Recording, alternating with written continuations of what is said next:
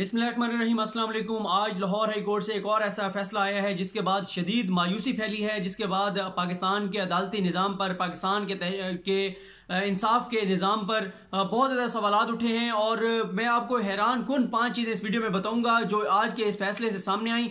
सबसे पहले तो अगर आप ये देखें कि आज जो फैसला दिया वो सरदार शमीम साहब जो कि चीफ जस्टिस हैं लाहौर हाई कोर्ट के, उन्होंने दिया, अपने चैम्बर में दिया।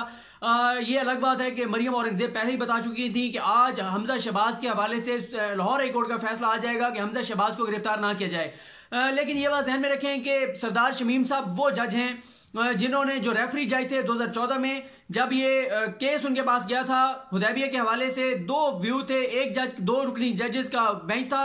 एक जज ने कहा कि हुदैबिया का केस दोबारा खुलना चाहिए, एक ने कहा कि नहीं खुलना चाहिए। मामला रेफरी जज के पास गया। रेफरी जज सरदार शमीम साहब थे। सरदार शमीम साहब ने कहा कि नहीं खुलना चाहिए। उसके बाद हुदैबिया केस के ऊपर जो नैब ने चंद दिन होते हैं जिसमें नैब ने अपील करनी होती है लाहौर हाई कोर्ट के फैसले के खिलाफ सुप्रीम कोर्ट में, उस वक्त कमरुज़्ज़मान चौधरी जो कि नैब की तारीख के सबसे करप्ट नैब के चेयरमैन थे, शरीफ खानदान के जाती वफादार थे, उनके हवाले से रऊफ क्लासा साहब ने एक स्कैंडल किया था कि वो चंद हजार की पेंशन के लिए झूठा बयान हल्फी जमा करा रहे थे। ये उनका किरदार था कमरुज़्ज़मान चौधरी का।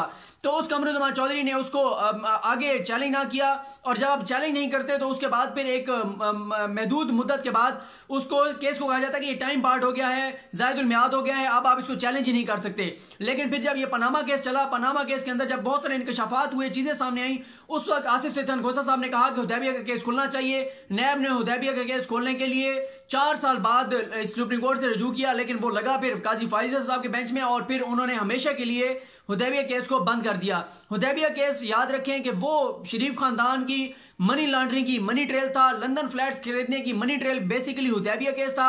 हुदैबिया केस के अंदर आपको सबसे इंटरेस्टिंग बात और हैरान कुन बात यह बताऊं कि उसमें इसहाक डार का 45 सफ़हात पर मुश्तमिल एतराफ़ी बयान मौजूद था, जिसमें इसहाक डार ने बताया कि किस तरह उसने शरीफ खानदान के लिए मनी लॉन्ड्रिंग की। इसहाक डार ने सारी की सारी चीजें बताई, एक एक चीज बताई कि नवाज शरीफ ने मुझे ये कहा, शहबाज शरीफ ने मुझे ये कहा, इस तरह मैंने फलां के नाम पे अकाउंट खोले, ये अकाउंट खोले, ये अकाउंट खोले, हर चीज इसहाक डार ने बता दी थी।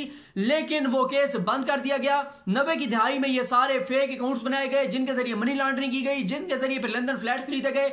लेकिन ये केस जो है बंद हुआ, और इसमें बड़ा किरदार जो था वो सरदार शमीम साहब का था। और फिर उसके बाद सरदार शमीम साहब के बाद कमरुज़्ज़मान चौधरी का था, और कमरुज़्ज़मान चौधरी ने नैब, उस वक्त की नैब ने अपील ना करके और शरीफ खानदान को ये बहुत बड़ी फेवर दी थी। तो आज जो मामला था उसके अंदर आप अगर ये देखें, उसमें मैं आपको ये भी बता दूं कि हुदैबिया में जो केस बंद हुआ शरीफ खानदान का, वो बगैर ट्रायल के बंद हुआ।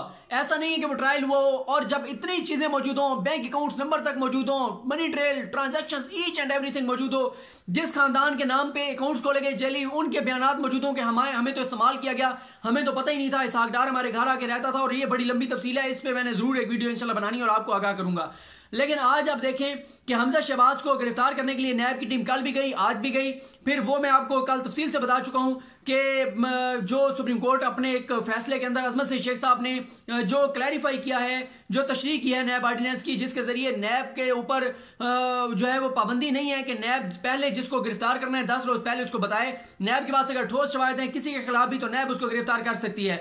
और ये जो केस है हमजा शहबाज का, शरीफ खानदान का, ये जो मनी लॉन्ड्रिंग का केस है, इसके हवाले से आपने देखा होगा अरशद शरीफ साहब ने खबर भी ब्रेक की है, कुछ डॉक्यूमेंट्स भी दिखाए हैं कि किस तरह से मनी लॉन्ड्रिंग की गई। उसी तरह जिस तरह ओमनी ग्रुप कर रहा था, जिस तरह आसिफ जरदारी कर रहे थे, उस तरह से इस सारा मामला किया गया। आज हमजा शहबाज के वकील जाते हैं, छुट्टी के दिन के बावजूद वो चीफ जस्टिस के चैम्बर में जाते हैं, और बताया जा रहा है कि लाहौर हाई कोर्ट बार के जो अहदेदारान हैं वो भी साथ जाते हैं, कुछ सियासतदान भी साथ जाते हैं, और वो जाके चैम्बर में चीफ जस्टिस से मिलते हैं। कुछ लोग चैम्बर में बैठते हैं, कुछ चैम्बर से बाहर खड़े होते हैं, आप पता नहीं कौन सा सियासतदान साथ था नहीं था। लेकिन फिर क्या होता है कि जब वो अंदर जाके मिलते हैं तो चीफ जस्टिस साहब जो हैं सरदार शमीम साहब, जिन्होंने हुदैबिया का केस बंद किया था, हुदैबिया के केस बंद करने का फैसला किया था, वो ये कहते हैं, पहले तो उन्होंने नैब को नोटिस जारी नहीं किया, नैब को सुने बगैर उन्होंने आज हमजा शहबाज को रिलीफ दिया कि हमजा शहबाज को गिरफ्तार ना किया जाए। और इस केस को साद रसूल साहब को मैं सुन रहा था, जो अपने प्रोग्राम करते हैं दुनिया न्यूज़ पे। बैरिस्टर साद रसूल साहब का ये कहना था कि ये केस सरदार शमीम साहब सुन ही नहीं सकते थे। नैब ऑर्डिनेंस के मुताबिक ये केस 2 जजेस के पास लगना था, 2 रुकनी बेंच ने ये सुनना था, उसके बाद वो फैसला कर सकते थे। फिर एक और बात जो उसी प्रोग्राम में सामने आई, साद रसूल साहब के प्रोग्राम में ये चीज़ सामने आई कि अगर हमजा शहबाज को फांसी जमानत चाहिए थी तो हमजा शहबाज को वहां जाकर खुद पेश होना चाहिए था, लेकिन वो पेश नहीं हुए।